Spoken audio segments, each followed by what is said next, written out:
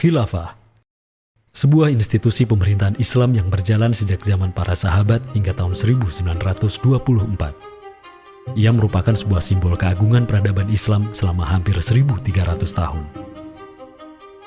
Setelah hampir seabad pasca keruntuhannya, kini ia kembali mencuat sebagai isu yang begitu hangat di tengah masyarakat.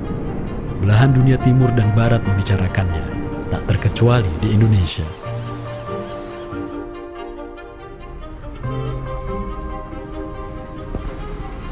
Perdebatan tentang khilafah tak terhindarkan. Apakah ia pantas diterima atau tidak di zaman modern saat ini? Kita tahu khilafah atau kehilafahan Islam itu di Nusantara bukan hal yang baru. Ya, sudah ada hubungan relasi antara kesultanan-kesultanan dan kerajaan Islam Nusantara dengan kehilafahan di Turki Utsmani atau wilayah Arab secara keseluruhan itu sejak abad ke-7.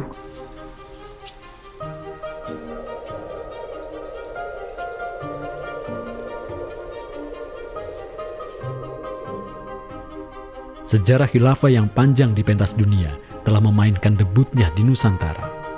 Islam yang diemban para punggawanya telah menjadikan Nusantara jaya dan menjadi sumber utama perlawanan terhadap para penjajah. Inilah kisah tentang Nusantara dan jalinannya dengan sang negara adidaya.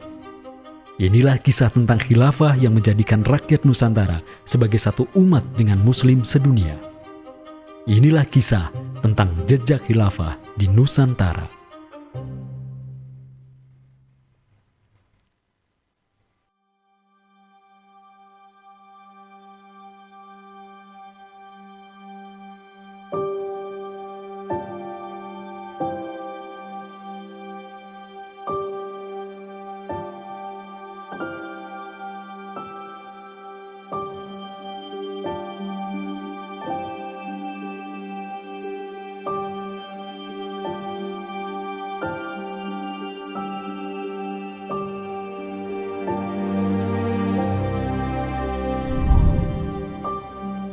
Senin, 12 Rabiul Awal tahun 11 Hijriah, bertepatan dengan tahun 632 Masehi.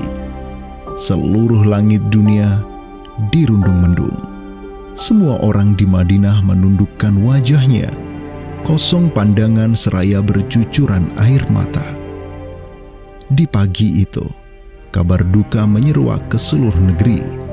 Rasulullah Sallallahu Alaihi Wasallam wafat. Pada saat Rasulullah SAW wafat, Abu Bakar itu berkhutbah. Abu Bakar mengatakan begini, Ya ayyuhan nas, inna Muhammadan qad mata. Wala budda lihada dini man yakumu bihi. Kata Abu Bakar begitu. Wahai manusia, sesungguhnya Muhammad sudah wafat. Dan urusan agama ini harus ada yang mengurusnya. Setelah Abu Bakar menyampaikan demikian, para sahabat pun segera bersepakat untuk mencari dan memilih Khalifatur Rasulillah, seorang pengganti Nabi, untuk menjaga agama dan menjalankan urusan dunia. Mereka bahkan lebih menyegerakan urusan ini ketimbang menyegerakan pemakaman jasad Rasulullah SAW yang mulia, menandakan bahwa urusan kepemimpinan untuk kaum muslimin pasca wafatnya Nabi merupakan perkara yang amat mendesak. Karena itu Sayyidina Umar juga mengatakan, La islama illa bil jamaah, wala jama'atan illa bil imarah, wala imaratan illa bit ta'ah. Umar juga memahami sebagaimana yang dipahami oleh Abu Bakar. Islam ini tidak akan kuat kecuali dengan adanya jamaah, dengan adanya persatuan. Dan tidak mungkin umat ini bisa bersatu kecuali dengan adanya imarah, adanya khilafah, adanya kepemimpinan. Dan tidak mungkin adanya imarah kecuali dengan adanya ketaatan. Jadi para sahabat itu paham itu. Kemudian para sahabat itu juga menjalankan apa yang diperintahkan Nabi dalam hadis yang lain. Apa kata Rasulullah? Alaikum bisunnati. Kalian harus pegang teguh sunnahku. Wa sunnatil khulafa'ir rasyidin al-mahdiyyin min ba'di. Dan sunnah para khalifah rasyidin al-mahdiyyin min ba'di, mendapatkan petunjuk setelahku. Kemudian Nabi mengatakan, Addu alaiha bin nawajidi. Kalian harus gigit sunnah itu dengan menggunakan gigi geram dan jangan dilepaskan. sunnah yang ditinggalkan oleh para khulafaur rasyidin itu apa? Pertanyaannya begitu. Jawabannya tidak lain adalah khilafah itu, sistem khilafah itu. Maka di Saqifah Bani Sa'idah bersepakatlah kaum muslimin untuk memilih Abu Bakar sebagai khalifah pertama untuk mengatur negara mereka yang disebut sebagai Khilafah Islamiyah. Negara khilafah di bawah kepemimpinan Abu Bakar dan khalifah-khalifah setelahnya, Umar bin Khattab, Utsman bin Affan, dan Ali bin Abi Thalib cepat sekali berkembang. Mereka memperluas wilayah khilafah hingga mendobrak dua negara adidaya saat itu, Kekaisaran Persia dan Imperium Romawi. Semua aktivitas ekspansi tersebut merupakan realisasi kebijakan politik luar negeri khilafah Islamiyah, dakwah, dan jihad. Sementara di Timur Tengah sedang terjadi revolusi tauhid yang luar biasa dengan munculnya negara adidaya baru yang bernama Khilafah Islamiyah. Jauh di sebelah timur, terbentang sehamparan kepulauan yang teramat luas wilayahnya. Masing-masing pulau ini begitu hijau hutannya, mata air mengalir dengan begitu derasnya, disertai kekayaan alam yang melimpah ruah jumlahnya, baik di bawah maupun di atas tanah, baik sebelum maupun selepas pantai. Negeri itu dikenal sebagai Nusantara. Diapit oleh dua benua dan dua samudra, amatlah strategis posisi wilayah Nusantara, menjadikan ia sebagai pelabuhan dagang yang ramai, tempat bertemunya bangsa-bangsa dunia. Kala itu, belumlah penduduk di Nusantara mengenal Islam, sementara kehidupan mereka sedang diselimuti oleh kegelapan. Namun, tatkala Islam sedang membara di Timur Tengah, tentu sampailah pengaruhnya ke Nusantara.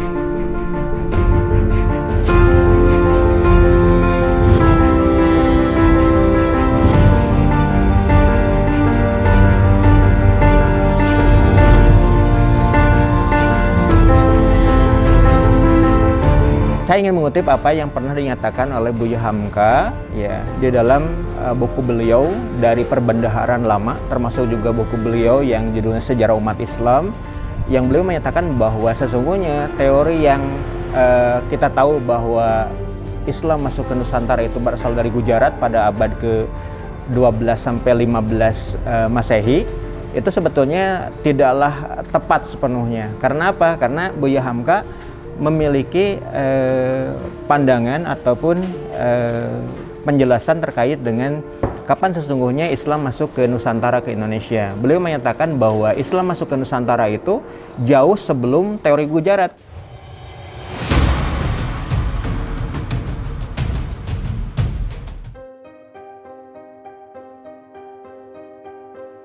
Di bawah pemerintahan Khulafaur Rasyidin yang wilayahnya membentang dari Afrika Utara sampai Persia, perdagangan kaum muslimin berkembang pesat dengan dikuasainya pelabuhan-pelabuhan strategis di Samudra Hindia. Hubungan diplomatik dan komersial pun terjalin dengan sejumlah kerajaan dari India sampai Cina. Sui Tangshu, sebuah kronik kuno dari dinasti Tang di Cina mencatat, telah datang serombongan utusan khilafah ke hadapan penguasa Cina di tahun 651 Masehi, di mana tahun tersebut merupakan masa Khalifah Utsman bin Affan. Hubungan khilafah dengan dunia timur terus berlanjut sampai di mana khilafah beralih ke pemimpinannya di bawah otoritas Bani Umayyah. Apabila hubungan negara khilafah dengan kekaisaran Cina sudah terjalin sejak masa Khulafaur Rasyidin melalui jalur laut, tentulah utusan khilafah akan melalui wilayah Nusantara yang menjadi penghubung antara Timur Tengah dan Asia Timur. Dan di ujung paling barat wilayah Nusantara, terdapat pulau besar yang kala itu dikenal oleh bangsa Arab sebagai Sribuza, pelafalan mereka untuk menyebut kerajaan Sriwijaya. Pelabuhan-pelabuhan di kerajaan Sriwijaya senantiasa menjadi titik transit setiap kapal yang hendak melanjutkan perjalanannya. Tentu, penguasa Sriwijaya akan menyadari keberadaan pelayar-pelayar muslim yang singgah di wilayah kekuasaannya. fakta bahwa kerajaan Maharaja Indraparman di Sriwijaya itu ada komunikasi dengan Daulah Umayyah, mengirim surat 2 kali yang isi suratnya itu dari raja dengan 1000 gajah ya dan sebagainya, yang menunjukkan surat menyurat seabad itu yang menunjukkan ada hubungan kekhilafahan dengan Nusantara. Dan secara historis ya sangat logis ketika itu superpower dunia adalah khilafah. Surat yang dikirim oleh Maharaja Sri Indrawarman dari Sriwijaya tersebut dialamatkan ke Damaskus, ibu kota Khilafah Umayyah yang saat itu dipimpin oleh Khalifah Umar bin Abdul Aziz. Dalam surat itu disebutkan, min malikil amlak alladhi huwa ibnu alfi malik walladhi tahtahu bintu alfi malik walladhi fi marudatihi alfu filin walladhi lahu nahrani yumbitani al-auda wal-allawha wal-jawza wal-kafura alladhi yujadu rihuhu ala masirati 12 milan ila malikil arab alladhi la yushriku billahi syai'an. Amma ba'du, fa inni qad ba'athtu ilaika bihadiyatin wa ma hiya bihadiyatin walakinnaha tahiyatun wa ahbabtu an tab'atha ilayya rajulan yu'allimuni al-islama wa yuwaqqifuni ala hududihi wassalam. Maka di bawah kepemimpinan sang Khalifah Umar bin Abdul Aziz, khilafah menyebarkan rahmatan lil alamin ke segala penjuru dunia, termasuk Nusantara.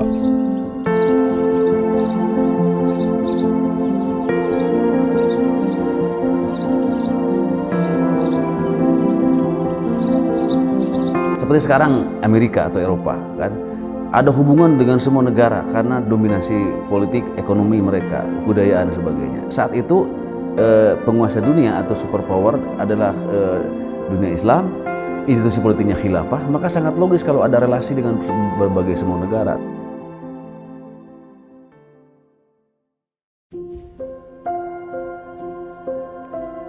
Tahun 1258, dari arah timur datanglah segerombolan pasukan yang mengerikan. Tubuh mereka besar-besar bak raksasa, berkulit kuning dan begitu mahir berpanah dan mengendarai kuda. Inilah pasukan Mongol yang datang dari utara Cina. Khalifah Al-Musta'sim itu dibunuh oleh Hulagu Khan, ya, pemimpin tentara Mongol. Kemudian pasca penaklukan Baghdad, itu Baghdad menjadi kota kosong, ya. Penduduknya dibantai, khalifah dibunuh, ya. Kotanya dibakar, perpustakaannya dihancurkan, wah pokoknya kacau sekali lah. Nah, tapi ternyata banyak keluarga Abbasiyah, ya, dinasti Bani Abbasiyah yang dia itu selamat dari pembantaian orang-orang Mongol, dan mereka itu akhirnya berdiaspora, mengungsi, ya. Ada yang berdiaspora, ada yang mengungsi ke Hijaz, ada yang mengungsi ke daerah Najd, ya, ada yang mengungsi ke daerah Mesir. Ada satu keturunan Abbasiyah, Bani Abbasiyah, yang dia itu mengungsi sampai ke Aceh, gitu. Di mana Aceh itu dulu, ya, negara yang berkuasa di sana adalah Samudra Pasai.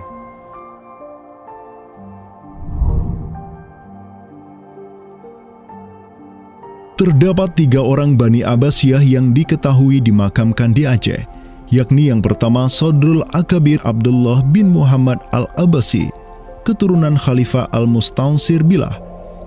Kedua, istrinya Siti Rahiman binti Malikul Mu'azzam, dan ketiga, anaknya Sodrul Akabir Yusuf bin Abdullah Al-Abbasi. Mereka bertiga dimakamkan di kompleks yang sama.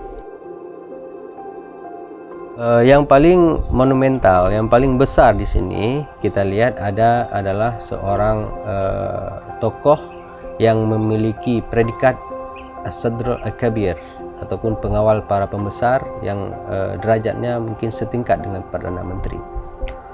Beliau bernama Abdullah bin Muhammad bin Abdul Qadir bin Abdul Aziz bin Al-Mansur Abi Ja'far Al-Abbasi, yang mana genetika beliau yang daripada Al-Mansur ini sendiri yang merupakan kakek buyut daripada Abdullah ini adalah seorang khalifah dari Bani Abbasiyah. Bani Abbas ini yang terkubur di Aceh, ya, Lok Sumawe ini, ayahnya ini, ya, Muhammad bin Abdul Qadir, ternyata dia itu dicatat oleh Ibnu Battuta, ya, dicatat oleh Ibnu Battuta dalam rihlahnya kitab Tuhfatun Nazar, ya. Nah, dia itu ayahnya Abdullah bin Muhammad Sodrul Akabir yang di Pasai itu menjadi gubernur, ya, menjadi gubernur di mana, di daerah India gitu, dicatat oleh Ibnu Battuta gitu, ya. Dan Ibnu Battuta mencatat sultan-sultan di India itu begitu hormat, ya, begitu taat, dan mereka itu memuliakan keturunan Khalifah Abbasiyah ini, ya, keturunan Khalifah Al-Mustansir billah, begitu. Nah, ini mengindikasikan bahwasanya apa? Sultan-sultan India itu begitu memuliakan, dan mereka itu dalam satu riwayat lain juga membaiat Khalifah Abbasiyah yang ada di Mesir. Sementara sultan-sultan di India, ya, kesultanan Islam di India itu punya hubungan erat dengan Samudra Pasai, begitu. Nah, di sini kita bisa menduga kuat bahwasanya Samudra Pasai itu juga berbaiat kepada Khalifah Abbasiyah. Samudra Pasai pada masa itu berbaiat kepada dinasti sebelum Utsmaniyah berkuasa, yaitu kita menduga dan meyakini hal tersebut sesuai fakta-fakta yang kita temukan di lapangan bahwa Madinatul Sumatera ataupun Jaziratul Jawi, Samudra Pasai itu berbaiat langsung kepada dinasti Abbasiyah. Sultan Zainal Abidin bin Ahmad bin Malikus Zahir bin Malikus Saleh, penguasa Pasai di masa Sodrul Akabir Abdullah Al-Abbasi hidup, menyatakan baiatnya kepada Khalifah Al-Mutawakkil 'alallah di Kairo di awal abad ke-15. Begitu pula sebelumnya, Sultan Muhammad bin Tughluk di Delhi diikuti oleh Sultan Jalaluddin Muhammad dari dinasti Raja Ganesh di Bengali dan penguasa dari dinasti Utsmaniyah di Turki, Sultan Bayazid pertama. Seluruh sultan di dunia Islam menyatakan baiatnya kepada Khilafah Abbasiyah semenjak gelombang badai Mongol berhasil dihentikan oleh pahlawan-pahlawan Mamluk. Pusat Khilafah Abbasiyah kini berpindah ke Kairo, Mesir, dan menjadi magnet kaum muslimin global. Dari pusat khilafah inilah dakwah Islam mulai bangkit kembali dan menggencarkan aktivitasnya dengan mengirim berbagai juru dakwah ke seluruh penjuru alam. Dengan Samudra Pasai yang mendaulatkan dirinya sebagai Darul Islam yang berbaiat kepada Khalifah, Samudra Pasai mengemban tugas untuk mengubah seluruh Asia Tenggara dari Darul Kufri menjadi Darul Islam. Sultan Zainal Abidin Ra Ubabdar dibantu oleh putra Sodrul Akabir Abdullah bin Muhammad Al-Abbasi, yakni Yusuf bin Abdullah, yang di pucuk pusaranya tertera nama kakeknya Khalifah Al-Mustansir billah, banyak menaklukkan wilayah-wilayah yang belum Islam di Sumatera dan Semenanjung Malaya. Seperti Ra Ubabdar. Ra Ubabdar itu berasal dari dua kata, Ra dan Ubabdar, yang mana artinya adalah penguasa gelombang. Ini adalah sebuah predikat yang sangat luas sebenarnya maknanya.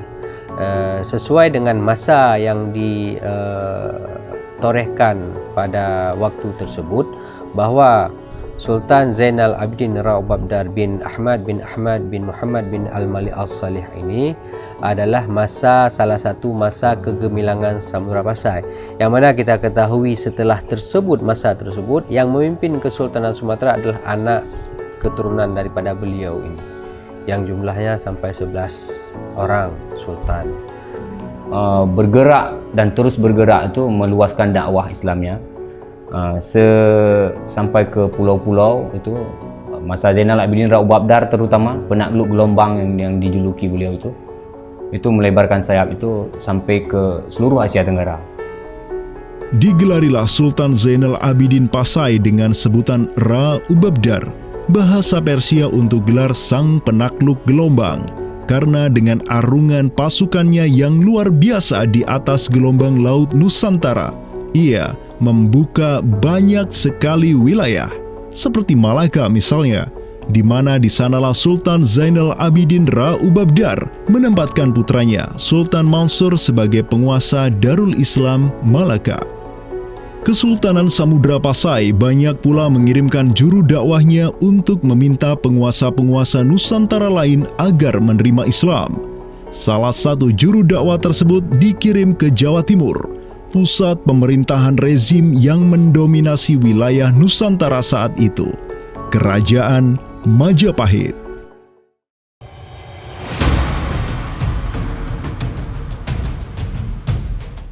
Gresik, Jawa Timur.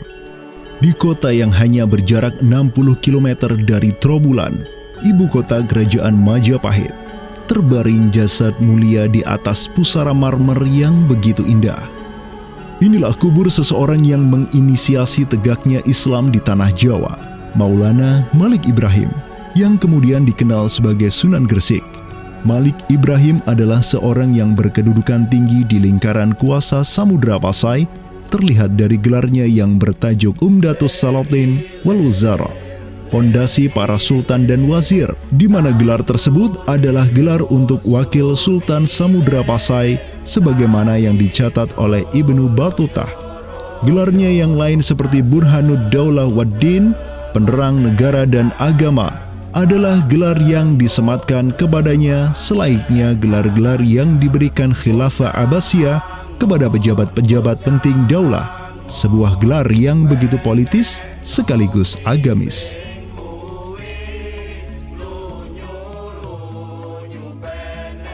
Maulana Malik Ibrahim dikirim oleh Pasai untuk mendakwahkan Islam kepada rakyat dan para penguasa Majapahit. Banyak orang-orang dari kesultanan ini, Kesultanan Samudra Pasai, yang itu berbaiat langsung ke khalifah, itu mengirim orang-orang atau orang-orang Pasai itu banyak bermigrasi ke daerah-daerah lain di Nusantara. Misalkan ya, kalau kita perhatikan makam tertua ya, salah satu makam tertua di Jawa yang sekarang terletak di Gresik, siapa orangnya ya? Pemilik makam ini itu adalah Maulana Malik Ibrahim. Maulana Malik Ibrahim ya, kalau kita perhatikan makamnya yang di Gresik itu sama persis gayanya dengan apa? Dengan makam-makam yang ada di Pasai, begitu.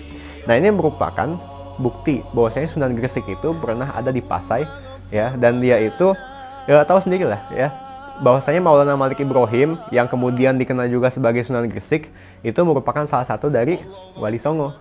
Bersama kakek, paman, keponakan, cucu cicit dan murid-murid pilihannya yang kemudian disebut Wali Songo, Maulana Malik Ibrahim berdakwah di Jawa dan menyebarkan Islam di kalangan penduduknya. Mereka mendapat sokongan penuh dari negara yang berkuasa di Samudra Pasai, kesultanan yang berbaiat kepada Khilafah Abbasiyah. Dakwah mereka terus berkembang, perlahan namun pasti, dan mulai melumat persendian kuasa Majapahit yang mulai keropos akibat kekacauan internal mereka sendiri.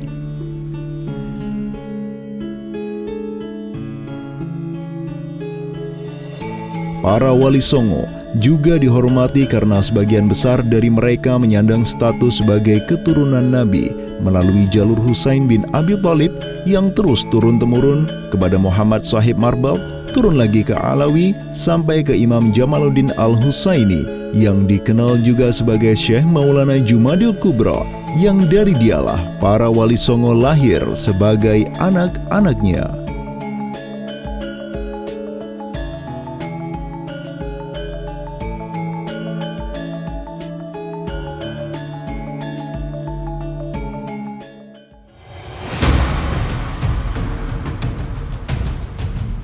Bertolak dari Gresik, dakwah para wali menyebar ke kota-kota lainnya di Pulau Jawa, bahkan sampai keluar Jawa seperti Maluku, Ternate, Makassar, Kalimantan, dan sebagainya.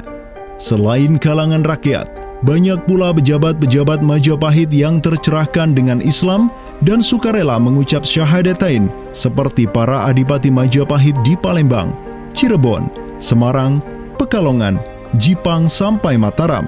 Tak tanggung-tanggung, di antara mereka yang berislam bahkan merupakan sang putra mahkota Majapahit sendiri, Pangeran Jimbun alias Raden Patah, yang merupakan buah dari pernikahan Raja Brawijaya kelima dengan seorang putri Cina. Ketika dewasa, Raden Patah belajar kepada Sunan Ampel di Surabaya, kemudian diangkat menjadi Adipati Demak oleh ayahnya. Kemudian, di tahun 1478, Brawijaya kelima digulingkan oleh pesaingnya dari Kediri, Girindra Wardana. Tahta Majapahit yang diduduki oleh musuh ayahnya lantas membuat Raden Patah di Demak beserta seluruh elemen Islam di Jawa pimpinan para Wali Songo bangkit berjihad melawan Girindra Wardana dan penerusnya Patih Udara. Mereka terus berjihad dengan penuh keberanian hingga akhirnya berhasil melumat kekuasaan Majapahit yang dipegang oleh para pemberontak dari pihak Girindra Wardana dan Patih Udara. Kaum muslimin pun meraih kemenangan hingga akhirnya mereka berhasil memproklamirkan berdirinya sebuah daulah Islam pertama di tanah Jawa, Kesultanan Demak, pada tahun 1482. Digelari Raden Patah sebagai Senopati Jimbun Ningrat Ngabdurrahman Panembahan Palembang Saidin Panatogomo, atau dengan gelarnya dalam bahasa Arab Sultan Syah Alam Akbar Al-Fatah. Dialah sultan yang telah memfutuhat Jawa menjadi Darul Islam. Dengan berdirinya Demak sebagai daulah Islam pertama yang berdaulat di tanah Jawa, bertambahlah kuat bargaining politik Islam di kawasan Nusantara bersama-sama dengan Kesultanan Samudra Pasai di Sumatera, Kesultanan Malaka di Semenanjung Malaya, Kesultanan Brunei di Borneo, Kesultanan Sulu di Filipina, begitu pula Sultan pertama di Ternate, Sultan Zainal Abidin, yang pernah menimba ilmu ke Jawa di bawah bimbingan Sunan Giri. Dalam rentang abad yang bersamaan, kemenangan daulah Islam di kawasan Nusantara juga diiringi dengan penaklukan Konstantinopel, ibu kota Romawi Timur, oleh salah seorang sultan dari Bani Uthmaniyah, Muhammad Al-Fatih. Penaklukan Konstantinopel sekaligus menandakan tamatnya riwayat Imperium Romawi Timur untuk selama-lamanya. Penaklukan Konstantinopel pada tahun 1453 oleh Muhammad Al-Fatih, sang Sultanul Rum, merupakan realisasi dari janji yang telah terucap ratusan tahun sebelumnya oleh lisan mulia sang Sayyidul Mustafa, Rasulullah Muhammad Sallallahu Alaihi Wasallam. Sungguh, Konstantinopel akan benar-benar ditaklukkan. Sebaik-baik pemimpin adalah pemimpin yang berhasil menaklukkan Konstantinopel, dan sebaik-baik pasukan adalah pasukan yang menyertainya.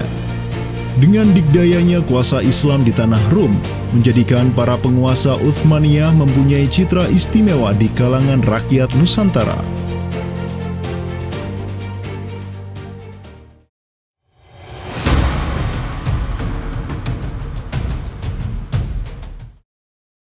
Namun demikian, dikala penaklukan demi penaklukan sedang digencarkan oleh tentara Islam mulai dari Rum sampai ke Nusantara, penaklukan yang sama juga digencarkan oleh tentara Kristen di ujung paling barat dunia Islam, Andalusia.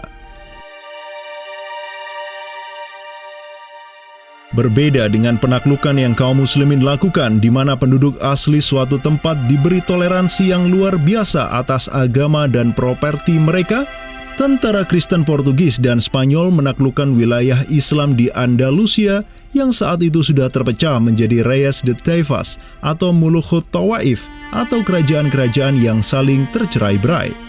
1492, kekuasaan Islam terakhir di Andalusia, Granada, berhasil ditaklukkan oleh suami istri yang menjadi penguasa Spanyol, Fernando de Aragon dan Isabella de Castilla. Penaklukan kembali wilayah Andalusia menjadi negara Kristen yang mereka sebut Reconquista telah menyebabkan populasi kaum muslimin di sana tersapu bersih, entah karena diusir, dimurtadkan, atau dibunuh. Selain Reconquista, kaum Kristen Spanyol dan Portugis juga mempunyai motif ekonomi untuk menjadikan diri mereka kaya, yakni dengan mencari jalur rempah di Samudra Hindia yang saat itu merupakan potensi sumber daya alam yang luar biasa. Program mereka untuk mencari rempah di Samudra Hindia mereka sebut sebagai Estado da India. Kita sering dengar dengan istilah 3G gitu kan, Glory, Gospel, dan Gold gitu kan. Jadi ya mereka ingin ekspansi, mereka ingin menyebarkan misi agama mereka, dan mereka juga ingin mencari gold. Goldnya sini adalah justru adalah rempah gitu kan. Begitulah betapa berharganya rempah pada saat itu, sampai 1 gram pala dihargai dengan 2 gram emas gitu kan.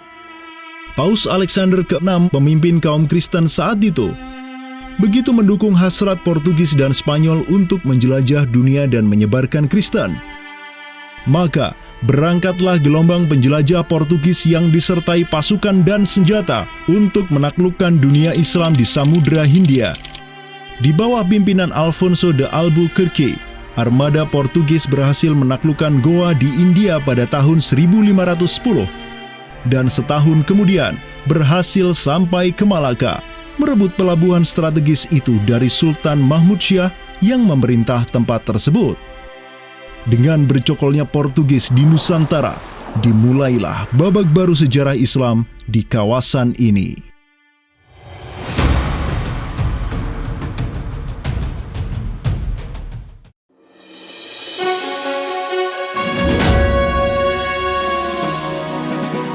Sementara di Nusantara tengah berlangsung gejolak dengan hadirnya Portugis yang berpusat di Malaka. Cucu dari Sultan Muhammad Al-Fatih dari Bani Uthmaniyah, yakni Sultan Selim pertama, berhasil meluaskan pengaruh dan kekuasaannya di dunia Arab. Pada tahun 1517, beliau berhasil merebut Suriah, Mesir, dan Hijaz dari kepenguasaan kaum Mamluk. Khalifah Al-Mutawakkil 'alallah ketiga dari Bani Abbasiyah beserta Syarif di Makkah kini menyerahkan kepemimpinan umat Islam sedunia dan pelayanan 2 kota suci kepada Sultan Salim pertama, penguasa Uthmaniyah yang bukanlah mereka berdarah Arab. Perlu dicatat bahwa penjelasan tentang Al-A'immatu fi Quraisyin itu, kalau kita merujuk kepada kitab Ar-Rawdah, Rawdatul Talibin wa Umdatul Muftiin, memang ada hal yang menarik di sini. Di satu sisi ada mengatakan bahwa syarat khalifah itu harus Quraisy. Tetapi Imam Nawawi sepakat ketika katakanlah dari Quraisy tidak ada, terus diambilkan dari mana? Maka kemudian disebutkan di situ ya di luar Quraisy, bisa dari bani ini, itu yang disebutkan di dalam kitab Ar-Rawdah. Karena itu sebenarnya syarat al-a'immah fi Quraisyin itu bukan syarat yang wajib, tetapi difahami di sini berdasarkan penjelasan yang diantaranya disebutkan dalam kitab Ar-Rawdah tadi, itu adalah merupakan syurut afdaliyah. Maka semenjak tahun 1517, kepemimpinan khilafah beralih ke Bani Uthmaniyah. Selim pertama dan anak keturunannya kini didapuk sebagai Khalifatul Muslimin. Amirul Mukminin, Khadimul Haramain, Al-Ghazi fil Bahraini wal Bahraini, Zilullah fil Alam, Padisyah wa Khilafat Penah. Wilayah khilafah Uthmaniyah terus merangsek Eropa, dan merekalah yang menguasai Laut Mediterania dan juga Laut Merah. Adapun Portugis yang bercokol di Samudra Hindia mulai ketakutan karenanya. Karena dengan munculnya khilafah Uthmaniyah sebagai negara Islam yang adidaya, solidaritas Muslim sedunia akan bangkit kembali karena memiliki perisai kuat di sisinya. Ini erat kaitannya dengan hubungan dengan negeri kita, karena keimanan yang kemudian merekatkan ya dengan semangat akidah Islamiyah, semangat ukhuwah Islamiyah, menjadikan umat Muslim yang ada di Timur Tengah dengan umat Muslim yang ada di Nusantara Indonesia itu terjalin hubungan yang sangat erat. Karena kita tahu bahwa ada ayat Allah Subhanahu wa Ta'ala yang menyatakan innamal mu'minuna ikhwah. Sesungguhnya orang-orang beriman itu adalah saudara. Ketika ada saudara mukmin yang terzalimi, maka saudara mukmin yang lain itu punya kewajiban untuk membela. Demikian pula ketika Muslimin Nusantara itu terzalimi dengan adanya penjajahan, dengan adanya imperialisme yang dilangsungkan oleh orang-orang kafir penjajah, baik itu oleh Portugis, Spanyol, Inggris, Perancis ataupun Belanda. Ya. Maka kemudian Muslim yang ada di Timur Tengah yang pada waktu itu masih memiliki kepemimpinan yang tunggal untuk seluruh dunia, yaitu khalifah, itu juga turut ya memperhatikan, turut mendukung, turut memperjuangkan pembebasan ataupun kemerdekaan bagi bangsa Muslim Nusantara. Kenapa? Ini semangat jihad di antara kaum Muslim yang dihubungkan dengan semangat keimanan atau akidah Islamiyah tadi. Kenapa? Yang namanya mukmin itu adalah kal jasadil wahid, ya, satu tubuh. Ketika bagian tubuh yang lain itu teraniaya, maka tubuh yang lain pun punya kewajiban untuk membelanya ataupun juga ikut merasakan penderitaan yang dialami oleh bagian tubuh kaum Muslim yang lain. Semenjak Portugis berhasil menancapkan kukunya di India dan Malaka, tidak hanya dua wilayah tersebut yang ditimpa petaka, namun juga hampir seluruh kesultanan di Samudra Hindia dan Nusantara. Sultan dari Samudra Pasai kala itu, Zainal Abidin bin Mahmud bin Zainal Abidin Ra Ubabdar, yang mendaulatkan dirinya sebagai Al-Qaim tahta Amri Rabbil Alamin, orang yang berdiri di bawah perintah Tuhan semesta alam, mengirim surat kepada Portugis di Malaka untuk menggugat kelakuan mereka yang sangat merugikan kaum muslimin di kawasan. Namun apalah daya, Sultan Zainal Abidin yang ini kemudian dikenal sebagai penguasa terakhir Pasai karena setelah ia wafat pada tahun 1517, bala tentara Portugis datang ke Pasai dan menaklukkan kesultanan Islam pertama di Nusantara itu dengan penuh tipu daya. Tak hanya Pasai yang berhasil ditiadakan, Portugis juga mampu menahan serangan pasukan Islam dari Demak sampai Sultannya Patiunus bin Raden Patah syahid di Lumat Muntahan Meriam Portugis pada tahun 1521. Dengan diplomasinya yang culas, Portugis juga menjalin kerjasama dengan kerajaan Pajajaran di Jawa Barat pada tahun 1522. 2 tahun berikutnya, kota Blambangan, Panarukan, dan Kediri yang masih menjadi basis kekuatan Hindu di Jawa menawarkan kerjasama dengan Portugis. Maka, Portugis banyak sekali mendapat aliansi sesama kafir yang berada di berbagai wilayah di Nusantara untuk bersatu padu menghantam kekuatan politik Islam yang baru tumbuh di Pulau Jawa. Bahkan di Maluku pun Portugis berhasil menancapkan kuasanya semenjak tahun 1536.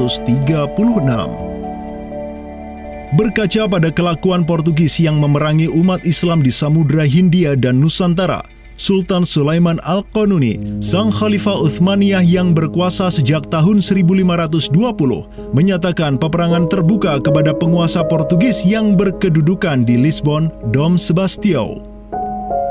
Telah dilaporkan kepada saya bahwa jamaah haji dan para pedagang muslim yang datang dari India melalui laut telah dianiaya. Jika engkau masih membangkang, maka dengan bantuan Allah yang Maha Agung, kami akan melakukan segala yang diperlukan untuk memulihkan ketertiban di negeri-negeri itu, dan tiada guna lagi bagi engkau untuk memprotesnya.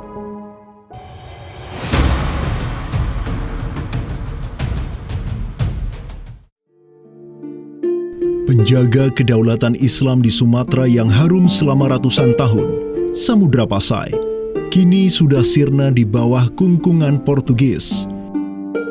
Namun, harapan kemenangan itu masih ada.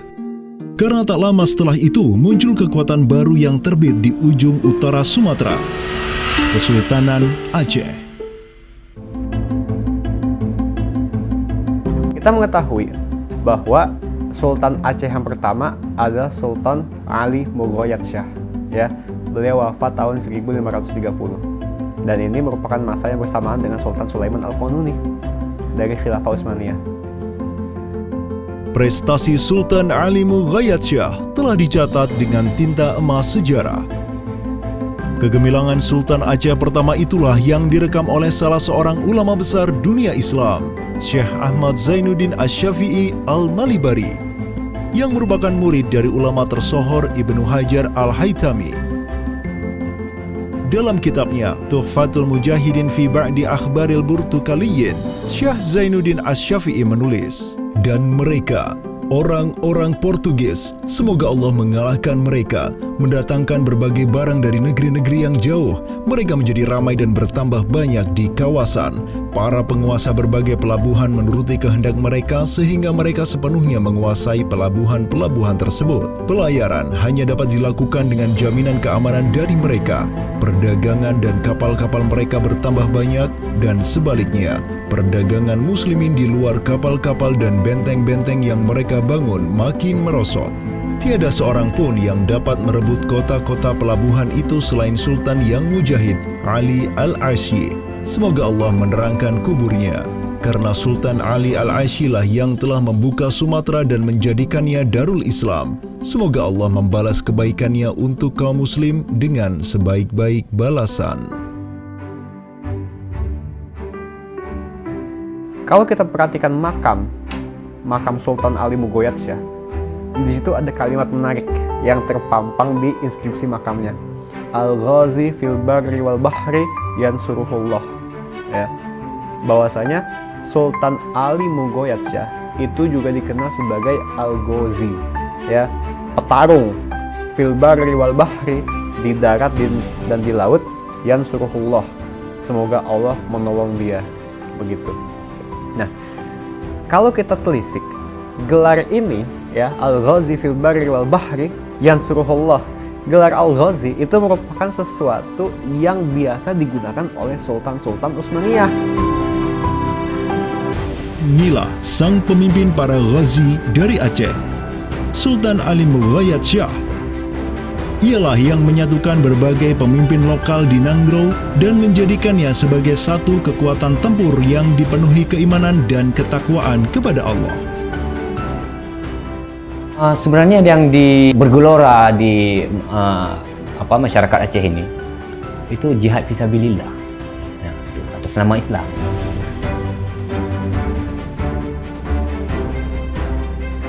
Kampanye global Khilafah Utsmaniyah untuk menghajar Portugis senantiasa digelorakan oleh para khalifahnya dan juga oleh para negarawan Daulah Adidaya itu. Tahun 1539, Khalifah Sulaiman Al-Qanuni memerintahkan wazir agungnya Hadim Sulaiman Pasha untuk mengirim utusan ke Aceh sebagai bentuk tanggung jawabnya untuk membantu kaum muslimin di sana. Utusan tersebut ialah Hamad Khan, seorang Mesir yang tak lain merupakan sepupu dari Hadim Sulaiman Pasha sendiri. Atas bantuan utusan dari khilafah inilah Aceh dapat menaklukkan wilayah Batak menjadi Darul Islam. Tahun-tahun berikutnya, pucuk pimpinan Kesultanan Aceh digantikan Sultan Alauddin Riayat Syah Al-Qahar, anak dari Sultan Ali Mughayat-Syah. Beliau melanjutkan jihad ayahnya dan secara terang benderang turut menyatakan ketundukannya kepada Khilafah Utsmaniyah. Kesatuan agama, kesatuan tauhid dalam Islam itu pasti membentuk kesamaan, kesatuan umat, kan gitu. Ya, kesatuan umat, karena Islam itu kan dibentuk oleh keyakinan akidah, kesatuan keyakinan yang sama, ya, dan tidak mengenal batas wilayah, tidak mengenal nasionalisme dan sebagainya. Jadi melihat siapa penguasa dunia adalah khilafah Turki Utsmani, ya pasti ada hubungan emosional.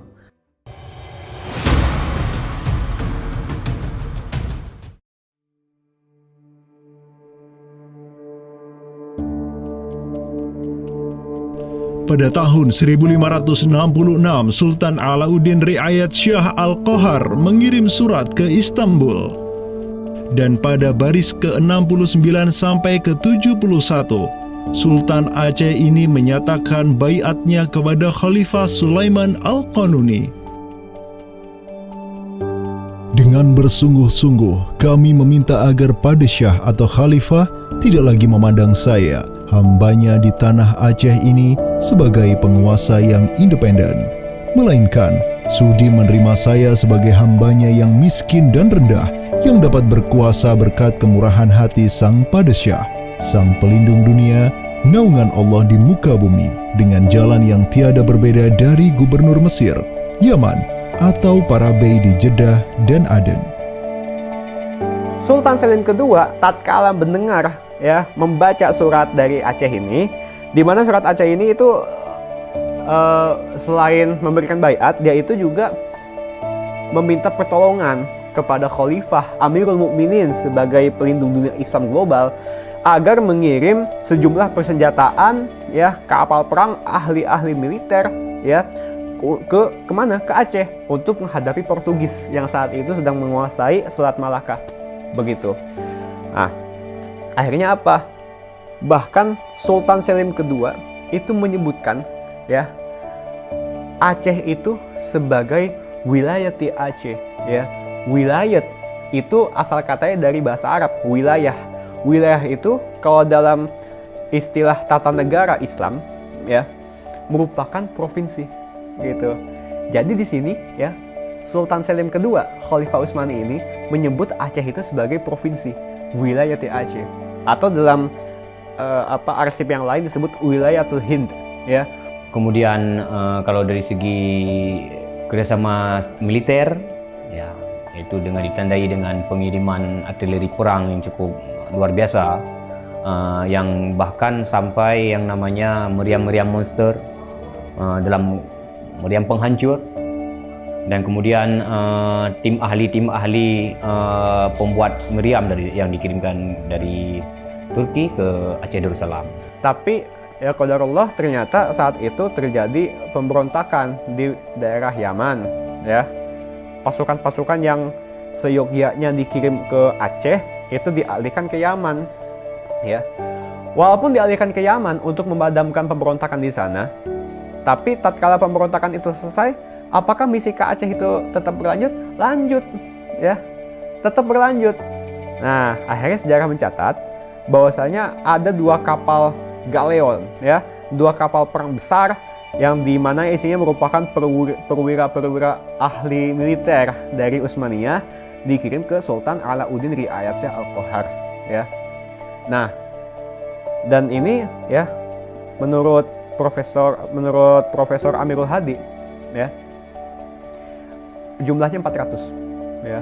Janissaries, tentara elit Utsmaniyah, dikirim ke Aceh.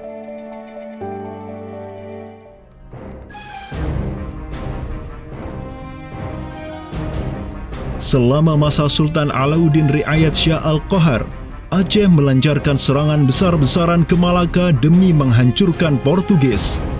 Serangan-serangan itu dilaksanakan pada tahun 1537, 1564, dan 1568.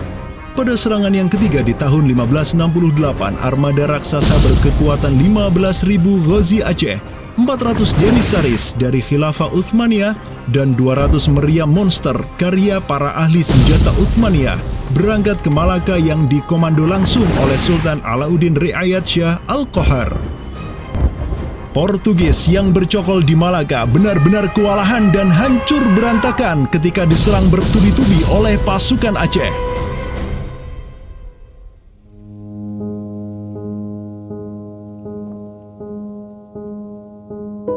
Walau demikian, Portugis berhasil bertahan karena dibantu oleh sekutu-sekutunya dari Johor dan Kedah.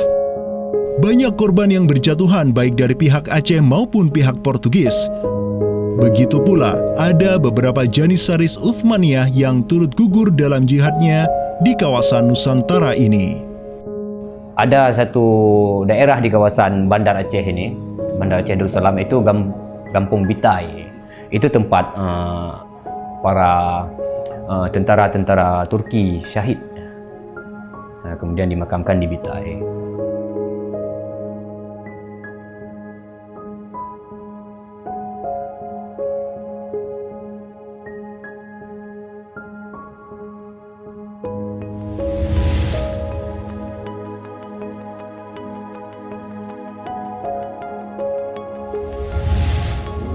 Mungkin kita melihat juga dari segi numismatik atau mata uangnya, banyak sekali dirham-dirham Turki Utsmani kita temukan di sini.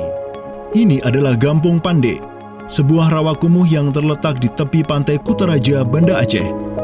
Semenjak tahun 2006, tempat ini sudah dijadikan sebagai tempat pembuangan akhir untuk sampah dan tinja.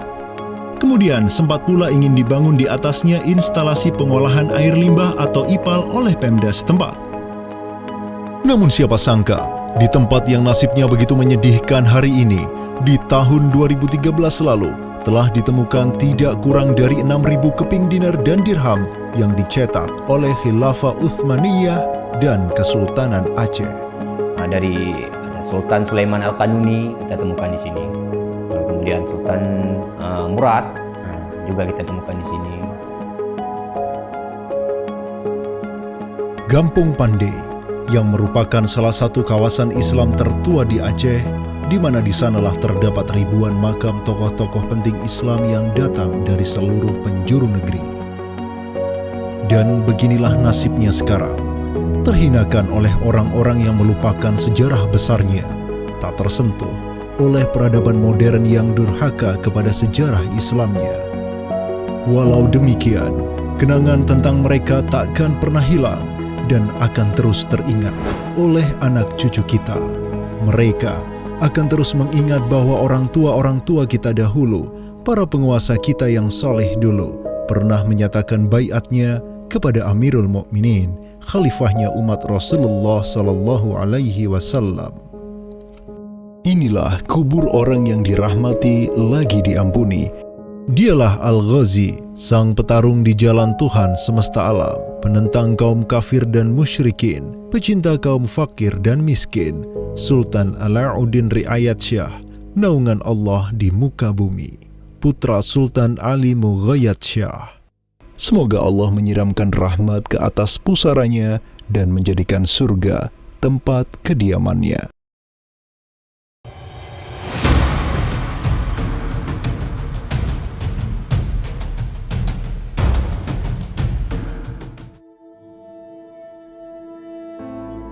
Seiring angin khatulistiwa yang terus merayu, gelora Islam juga terus melaju dari Aceh, Jawa, dan terus menyusur ke arah timur sampai ke Jaziratul Muluk, Kepulauan Raja-Raja. Di Maluku, yang juga dikenal sebagai Kepulauan Rempah-Rempah, ada begitu banyak raja yang berkuasa di masing-masing pulaunya. Namun, semenjak Zainal Abidin, penguasa Ternate yang masuk Islam dan belajar kepada Sunan Giri di Jawa, Ternate langsung memproklamirkan dirinya sebagai negara Islam.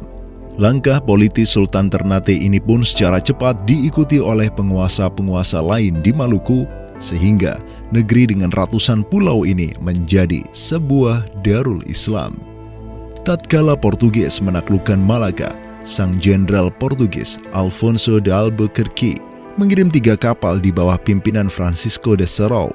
Mereka berhasil mencapai Maluku, kemudian berbasis di Pulau Ambon, Banda, dan Seram. Saat itu, para penguasa Islam di Maluku terutama Ternate dan Tidore menyambut baik kedatangan Portugis. Namun seiring waktu berjalan, kemudahan fasilitas yang diberikan para penguasa Maluku membuat kaum Portugis lupa diri. Mereka secara masif memonopoli perdagangan rempah dan memurtadkan kaum muslim. Tatkala salah seorang penguasa Ternate, Sultan Hairun Jamil, mulai menggugat kelakuan lalim Portugis, Sultan Hairun pun dibunuh secara keji oleh gubernur Portugis di Maluku, Diego Lopes de Mesquita, pada Februari 1570. Pasca tragedi tersebut, tahta Kesultanan Ternate dipimpin Sultan Babullah Datuk Syah bin Hairun, seorang sultan yang segera menjadi ancaman mematikan bagi kedudukan Portugis di Maluku.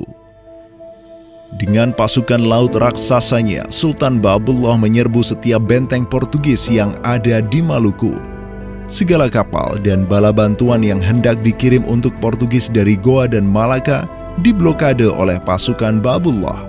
Persenjataan kaum muslim Maluku pun cukup membuat Portugis gemetaran. Karena selain menggunakan panah, tombak, dan pedang, Sultan Babullah juga menggunakan meriam monster hasil buah tangan Janissaris Utsmaniyah. Sultan Babullah itu mempekerjakan sekitar 20 ahli militer dari Khilafah Utsmaniyah. Gitu. Nah, orang-orang Utsmaniyah ini ahli militer dan mereka itu ahli juga persenjataan. Pasukan-pasukan persenjataan itu diproduksi oleh orang-orang Utsmani ini dan mereka itu mengajarkan kepada orang-orang Maluku, pasukan Sultan Babullah, untuk membuat senjata. 20 orang Utsmaniyah ini merupakan sebuah tim ahli senjata yang menjadi bagian dari pasukan Khilafah Utsmaniyah yang dikirim Khalifah Selim kedua kepada Sultan Alauddin Riayat Shah Al-Qahar di Aceh. Dengan pengalaman yang mereka dapatkan setelah membantu Sultan Aceh berjihad melawan Portugis di Malaka, 20 Janissaries ini melanjutkan perjalanan mereka dari Aceh menuju Ternate. Peperangan dan pengepungan pasukan Babullah untuk menyerang Portugis yang bersembunyi di benteng-benteng mereka terus berjalan selama 5 tahun, dari tahun 1570 sampai tahun 1575. Akibat pengepungan tersebut, kaum Portugis amat menderita dengan kelaparan, sampai-sampai mereka memakan anjing, tikus, sampai cicak demi bertahan hidup. Hingga akhirnya pada 27 Desember 1575, Portugis mengibarkan bendera putih. Mereka pergi dari Maluku untuk selama-lamanya dengan rasa malu yang tiada terperi.